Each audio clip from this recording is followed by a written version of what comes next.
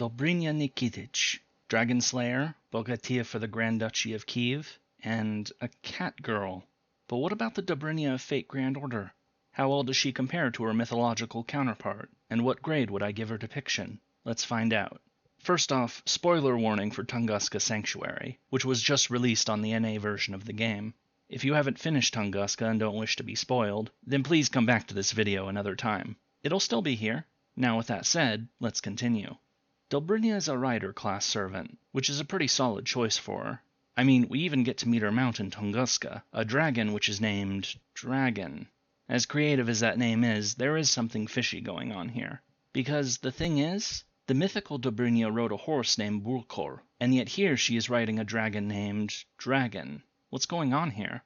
Well, at first Dobrynya claims that her mount was cursed and turned into a dragon, but if it was Folklore, wouldn't she just keep calling them Folklore? Or is this mount not actually the horse Folklore?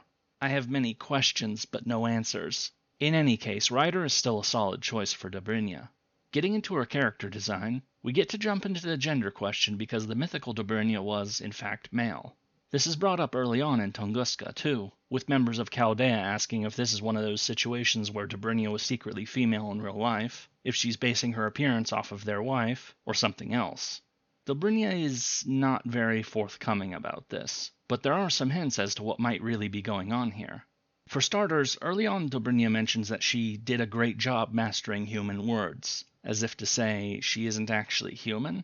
Second, there is a part of Dobrynya's story where, having gone away for many years, people started to try to convince his wife to remarry, only for Dobrynya to return. When this topic is coming up when the group is exploring the dead zone in Tunguska, though, Dobrynya seems irritated, as if the subject is a particularly sore subject for her. Lastly, there's the bit at the very end of Tunguska, where you find out that Dobrynya was actually briefly summoned in 1908, and was the one who gave Koyenskaya her name, and that there is a brief conversation between Dobrynya and his wife, Nastasia. Now, Dobrynya's wife Nastasia is also referred to in FGO, with Dobrynya calling her a giantess hero who was closer to beasts than humans. And as we already know with Dobrynya's character design, she is noticeably not human, what with the cat ears and the tail. So based on these facts as they are presented, what I'm thinking, and what is also put forward in Dobrynya's own in-game profile, is that the Dobrynya Nikitich of FGO isn't actually Dobrynya, it's his wife Nastasia pretending to be him. Now, the Nastasia from myth is described as a female Bogatyr, called a Poyanize, and the first meeting between Nastasia and Dobrynya involved him seeing her, firing arrows at her for some reason, and then her getting understandably annoyed, beating him up, and putting him in her pocket? I guess she must have been huge, or he was extremely tiny. I have so many questions. Anyway, after Nastasia took him back out and looked him over, she decided that they should get married, and so they did. Not your typical romance, I suppose, but it seemed to have worked out. The theory that the servant Dobrynya might actually be his wife, Nastasia, is the only idea I have as to why this might have been a gender flip. Otherwise, it just doesn't make any sense. As for her actual character design, honestly, I have to pan this. Information on Nastasia, and Dobrynya too for that matter, is very scarce and difficult to find in English. But what is clear is that, at the very least, Dobrynya ought to be at least wearing some armor. He was a warrior after all, a rough equivalent of an Eastern European knight. Also, despite being described as a giantess in-game, as well as that whole bit about Nastasia somehow being able to fit Dobrynya in her pocket, there isn't anything about her otherwise not being human, much less being some kind of beast lady with cat features. The only bit that even looks vaguely fitting is the hat in the First Ascension, as well as the whole winter theme she has going on. All in all, whether or not the theory of the servant Dobrynya actually being his wife Nastasia is true, the design just doesn't work from an accuracy perspective. There's little to nothing to link back to the mythical Dobrynya. Getting into her character design, Dobrynya's first skill is Eternal Young Warrior, giving herself a guts that lasts for 3 turns, debuff immunity once for a 3-turn duration, and critical stars per turn for 3 turns. Apparently, Dobrynya's mount has a special ability that keeps its rider from ever aging, and so we get this skill. But I've not seen even a hint of that from the myths surrounding Dobrynya. Nothing at all. So unless I somehow missed it during my research, which again was difficult because of the scarcity of information in English, this seems like an invention of the designers. Next up is her second skill, Poza Damask, increasing her arts card, buster card, and giving herself special attack damage against dragons for 3 turns. This is apparently supposed to be a representation of Dobrynya's armor, which we don't get to see in any of her ascensions. This skill is even used in-game towards the end of Tunguska, with Dobrynya tanking an insane number of bullets aimed at the protagonist. So, I guess it's nice that they at least recognize that Dobrynya is supposed to have armor. With that said, it is a little weird for a skill supposedly about armor being all about attack buffs. It feels like this skill name should have gone with the first skill, which has that guts and debuff immunity. Lastly, Dobrynya's third skill is Berza Burko, giving herself up to a 20% MP charge, as well as critical strength and special attack damage against dragons for all allies for 3 turns. Bulkor is, as I mentioned before, Dobrynya's horse from the myth. Sadly, Bulkor the horse is nowhere to be found in-game, with us instead getting this talking dragon named Dragon. I guess it's nice that, like with the armor, we get a skill that at least references the horse. Hooray! Were they even trying when they designed this servant skills? Dobrynya Nikitich's noble phantasm is Golinich, whereupon she takes flight upon her mount, summons a massive 3-headed dragon which breathes blue fire onto the enemies, followed up by Dobrynya herself charging in to hit the enemies as well. This MP does heavy defense ignoring damage to all enemies, inflicts burn and decreases their defense for 3 turns, as well as a 1-turn buster buff to buster card effectiveness depending upon overcharge. Now at least here there is a solid link to the mythical Dobrynya. Zmai Golinich is the name of the dragon that Dobrynya fought and defeated. More about this story later. One thing is that the dragon here has 3 heads, though the number of heads this dragon has seems to vary, with some versions of the story going as high as 12 heads. What is this, a dragon hydra? While it is a bit novel to see Dobrynya on the same side as this dragon, it would be like if Siegfried's MP summoned Fafnir, it's at least connected to the legend of Dobrynya. I'll go ahead and give this my approval. Dobrynya's craft essence is also Zmai Golinich, again showing off the dragon Dobrynya slew. We just saw this issue with Tagong Wang too, that the MP and CE were the same thing. Since these 2 servants were released at the same time, maybe the developers were just feeling lazier than usual? What about the horse Bulkor? Something about either Dobrynya or Nastasia. They had options here, but just didn't take them. A real shame. Now for characterization. So who exactly is Dobrynya Nikitich? Well, Dobrynya was a Bogatyr, a heroic knight of Russian folklore that served Grand Prince Vladimir of Kiev during the 10th and 11th centuries, though these stories only actually surfaced around the 19th century. Being one of the prince's most valued knights, Dobrynya's most famous quest involved the dragon Zmai Golinich, who he first stumbled upon and defeated, but agreed to let go if it promised not to attack Russian people anymore. Returning to Kiev, Dobrynya discovered that Golinich had already broken its word, kidnapping the niece of Prince Vladimir. Riding out again upon his grandfather's horse Bulkor, Dobrynya ventured out and, after a grueling battle lasting several days, managed to slay the dragon and rescue the princess. This story is actually quite similar to that of Georgios, St. George, since both are undertaking a quest to slay a dragon who had taken the daughter of a ruler hostage. Since the story of Dobrynya became widely known in the 19th century, whereas St. George is from the 11th century, perhaps Dobrynya is a Russian copy of Georgios. But the story isn't the only thing that may not be originally Russian. It turns out, the legend of Dobrynya Nikitich was created from a person who actually existed. Dobrynya, advisor and uncle of the Grand Prince Volodymyr of Kiev. Grand Prince Vladimir of Kiev is the Russian version of this name. Volodymyr the Great was the most notable ruler of the medieval state of Rus. Not Russia, but rather the precursor to the modern states of Ukraine, Belarus, and Russia.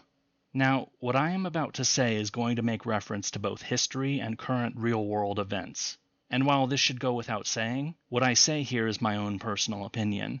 If you don't want to hear this, skip to the timestamp on the screen. I'm going to be blunt here. I am not a fan of the story of Dobrynya Nikitich, or of seeing it in Fate Grand Order. What's my problem? Well, remember when I said that the story of Dobrynya was made popular during the 19th century? Well, that was during the height of the Russian Empire under the Romanov Tsars, and the Russian Empire of those years was heavily engaged in something called Russification, a policy of trying to forcibly assimilate ethnic and religious minorities by destroying their cultures and forcing them to become Orthodox Russians. As you might expect, this caused serious problems for the many ethnic minorities living within the Russian Empire. It made the Poles, who were already unhappy with Russian domination, engage in at least 4 different revolts to try to break free. Russification also turned the Finns, who had been loyal Russian subjects to the point that they built a statue of Tsar Alexander II in Helsinki, a statue that still exists, to instead also want to break free, with Finland gaining independence shortly after the Bolshevik Revolution in 1917, as too did Poland, Estonia, Latvia, and Lithuania. Others were less fortunate, trying to gain their independence but ultimately being crushed by the new Soviet Union. One of these doomed attempts at independence was that of Ukraine. I mentioned that Dobrynya Nikitich was based off of a real person, a Dobrynya who served the Grand Duchy of Kiev under its prince Volodymyr the Great. This nation is often called Kievan Rus, a name that the Russians also invented during the 19th century. The city-states of Rus, of which Kiev was the largest and most prominent, is the medieval precursor to three modern ethnicities: Ukrainians, Belarusians, and Russians. The reason these groups split up is a complicated story involving who ended up within what empire's borders after the Mongol invasions, and what cultural influences they were or were not subjected to.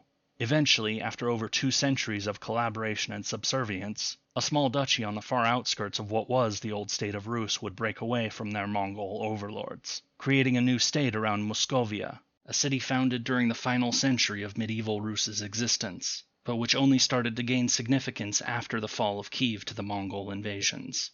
First naming themselves Muscovy, and later Russia, this new state would lay claim to the entire legacy of the medieval state of Rus, despite having so little connection to it, and would spend the next century seeking to unite all of the people of Rus under a single state using this claim as their justification, regardless of what the other peoples of Rus thought. It has led to centuries of wars, cultural appropriation and destruction, and suffering for countless millions of people in Eastern Europe. The Epic of Dobrynya Nikitich is just one example of these efforts, a move by the Rus of Muscovy, Russians, to take something from the Rus of Kiev, Ukrainians, make it theirs, and so use that to further their claims to rule over Ukraine. After all, if a Russian hero fought for the medieval state of Kievan Rus, which is clearly Russian because it has Rus in the name, despite Rus existing before the idea of a Russian ethnicity, then it only makes sense that the lands that this hero fought for, Ukraine, belong to the Russian state. Therefore, the argument goes, there is no such thing as a separate Ukrainian identity. They are merely misguided Russians who need to be returned to the fold. This is the central argument that Vladimir Putin made in his essay on the historical unity of Russians and Ukrainians, which he wrote in the summer of 2021, and formed part of his justification for his full-scale invasion of Ukraine in February 2022. Since Dobrynya first came out on the JP version of FGO in December 2021, they could not have known that, 2 months later, the imperialist dream Moscow has held for over 500 years would rear its ugly head once again, and so make the addition of a character like Dobrynya Nikitich much more distasteful. On an interesting side note, Dobrynya Nikitich, as I said, served the Grand Duke of Kiev, a man history knows as Volodymyr the Great. This man was the one who first converted to Orthodox Christianity, himself having been a descendant of the Norse Vikings who had established the city of Kiev. His name originally came from the Norse name of Valdemar, which became the Ukrainian name Volodymyr and the Russian name Vladimir. And, as it so happens, the leaders of the modern nations of Ukraine and Russia are both named after the man Dobrynya served, Volodymyr Zelensky and Vladimir Putin. Apologies for taking so much time to talk about something that, while connected to Dobrynya Nikitich, does veer into much less pleasant topics. While I have made subtle references to current events in my videos, so subtle that nobody has left a comment about them, this is much more direct. This is not something I plan to do often, only when it feels necessary. I hope all of you understand why, after having looked into the story of Dobrynya Nikitich, I felt that I had to say something. Wars are not only fought with guns and bullets. They are also fought with histories and legends, and this is a front that the Russian state has been very active in for centuries, often at Ukraine's expense. Now, how is Dobrynya depicted in Fate Grand Order? Well, if I was to describe her, it would be as a bold, direct warrior who prefers to settle matters directly. There is that bit where it makes it sound like Dobrynya only recently learned human language, at least that's how Gorodov interprets it, and it shows in her dialogue being often simple and to the point. It does make for a character that, in many ways, is a bit refreshing. If everything is okay, excellent. If something needs to be settled, then it is fight time. In this regard, she acts as a good foil to Taigong Wang, a character so wordy and indirect that Dobrynya cutting in to tell him to get to the point is pretty much what we need, almost as if she is acting as an audience surrogate at times. At the very least, she turns out to be quite a useful ally during the events of Tunguska, keeping the members of Chaldea safe while also charging in to strike down their foes. As for how closely this links to the original myth of Dobrynya, well, not really. I mean, yes, Dobrynya was a strong warrior who fought and defeated that dragon twice, but that wasn't all. In contrast to the rough and direct personality Dobrynya has in game, the mythical Dobrynya is noted as being courteous and polite, to the point that he would be trusted to handle diplomacy. You see this in the myth, with Dobrynya making that deal with the dragon after their first battle so that both of them could leave peacefully, only to have the dragon immediately violate the deal. Is something like this possible for FGO's Dobrynya? Maybe. But then it is also said that the mythical Dobrynya was a fan of tavil games, old Northern European board games similar to chess. This too seems very much at odds with the Dobrynya we have in FGO. Perhaps we just need to see more of Dobrynya in FGO, though like with Wang, I'm not sure what, if any, future event she appears in. But at the moment, to me it seems like what connections Dobrynya has to her mythical counterpart's personality are, at best, vague and superficial. Maybe it's because she's actually Dobrynya's wife, Nastasia? There are just too many unanswered questions here. And now for the verdict. What grade would I give Dobrynya Nikitich's depiction in Fate Grand Order? Well, her character design and skill set have some links to the original, but most of these links feel superficial. The same is the case for characterization, where a dragonslayer who is supposed to be not just a great warrior, but also able to be diplomatic and cunning, that's not here. Either I missed something major, or this just doesn't work. This wasn't for lack of trying either. Part of the reason this video took longer than usual to make is because I went through the entirety of the story of Tunguska again, combing through every bit of dialogue, because it really did feel like there just wasn't much to work with beyond a confident warrior, who might actually be said warrior's wife, that likes to take direct action. Information on Dobrynya's legend is thin in English, but based on what I was able to find, the Dobrynya we have in FGO is only vaguely connected to the one in Myth. And so for a final grade, I'm going to give Dobrynya Nikitich, the Slayer's My Gorinich, an F. For those of you who saw my Mephistopheles or Phantom videos, you know it's that time again. I do wonder how Dobrynya, being from very cold climates, is able to handle heat, because it's time to get roasted. Though, oh, right, Dobrynya is a dragonslayer. Of course she would be able to handle a little fire. Wait, no, don't kill me! Run away! Anyway, if you would like to learn more about Dobrynya's foil in Tunguska, check out my video on Taigong Wang here. Until next time.